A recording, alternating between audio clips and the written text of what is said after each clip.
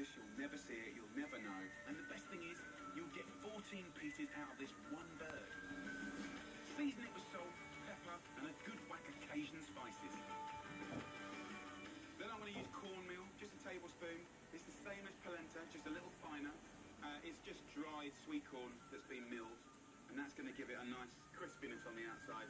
Finally, some olive oil and 2 cloves of garlic, and give it a good old rub. But the real secret ingredient into chicken is care and love and freshness. When you make it yourself with amazing ingredients, another level. It's that comfort food, it's that sort of naughty, filthy food, but done proper, done right, extra flavour. So this massaging is really, really important. Really getting in there.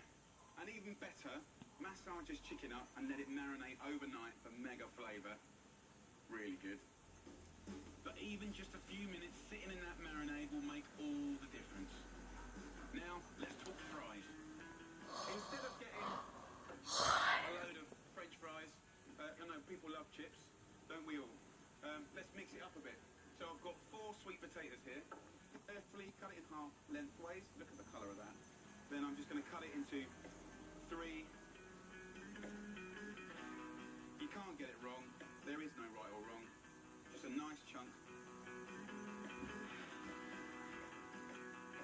There's so much flavour in these sweet potatoes that you don't really need to do much to it. Just throw them in. All they need is a little bit of salt, pepper, olive oil, and I'm using that magic cornmeal again. As the juice and the stickiness comes out of the sweet potato, it kind of creates a lovely crispy coating. So just toss it up, flatten it out. So we've got sweet potatoes and chicken, nice and quick. They'll just need a 20-minute blast at 190 degrees Celsius, 370 degrees Fahrenheit. And then my chicken is ready for the final bit of TLC. That cornmeal has added a nice little crunch. But southern fried chicken is all about that crispy coating. So let me show you how to get a gorgeous natural crust without deep frying all that fat. Just whiz up some stale bread with some garlic, salt, pepper, some rosemary, and just a little bit of olive oil. And you've transformed an old loaf into a flavour-packed crumb. Look at that. Smells fantastic. How do I get the chicken to stick to the breadcrumbs? Well, I came up with a nice little old-fashioned trick. Just flour and water. A couple of tablespoons heaped, maybe 3, of flour. And all you do is make an old-fashioned glue. This is what they used to put things on the wall with. Just a little water, and it goes super sticky, and it dries.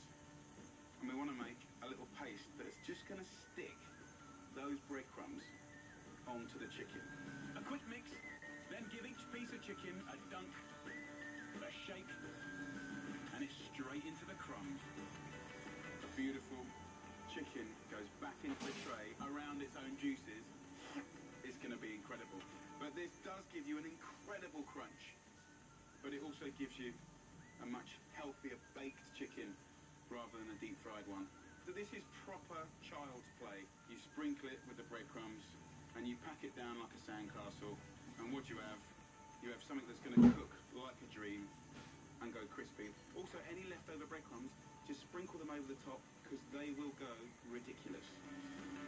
Then it's back with those wedges for another 40 minutes until golden and crispy. A perfect accompaniment, but not as you know it.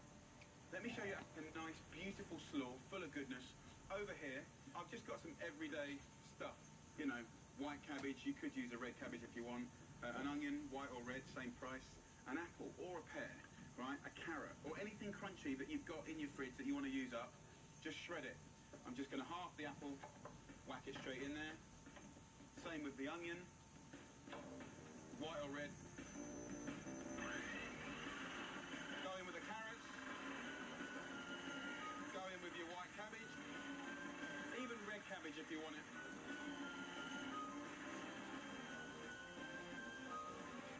Easy. Let's make the mayonnaise sort of sauce.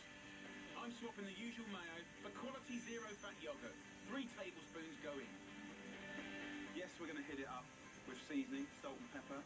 Then we're also going to hit it up with a good teaspoon heaped of English mustard going in there. Is going to be great. And then vinegar, apple vinegar, white wine vinegar, kind of whatever you've got, but it's all good. I'm going to put about 1 or 2 tablespoons in there, and just a little drizzle of olive oil. And we simply just mix it up, and that is a really beautiful, sort of low-fat, delicious way to make a slaw. This has really got attitude, okay? But I want to add even more personality on the chicken.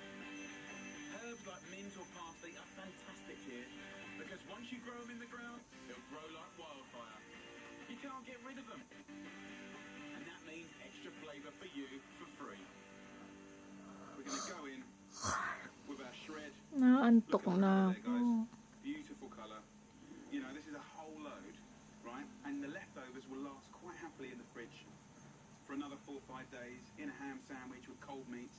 Absolutely brilliant. But look at the colours, guys.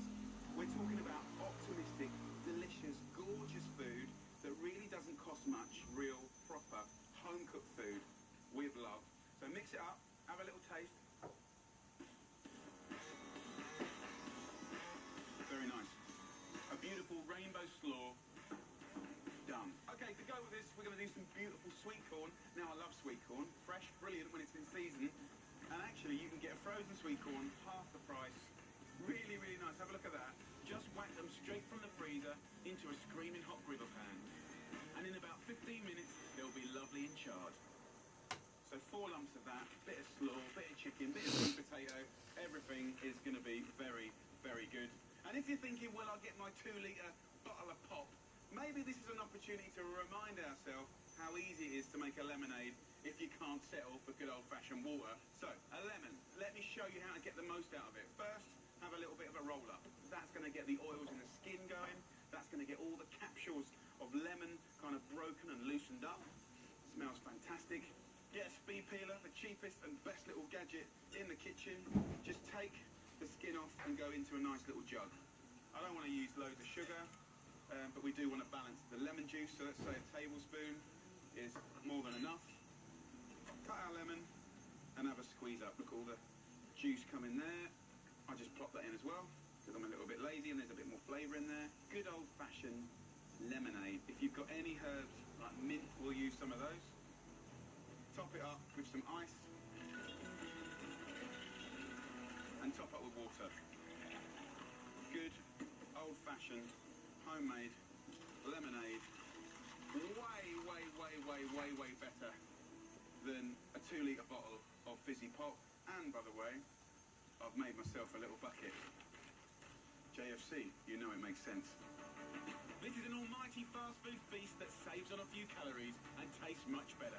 It's fun to eat and easy to make. Delicious, crispy, quality chicken, Moorish wedges, and those brilliant sides without burning a hole in your wallet. Right, who's hungry? There's no secrets with this recipe. 11:15 p.m. Sweet Chow. Bye bye. My favorite chef from London.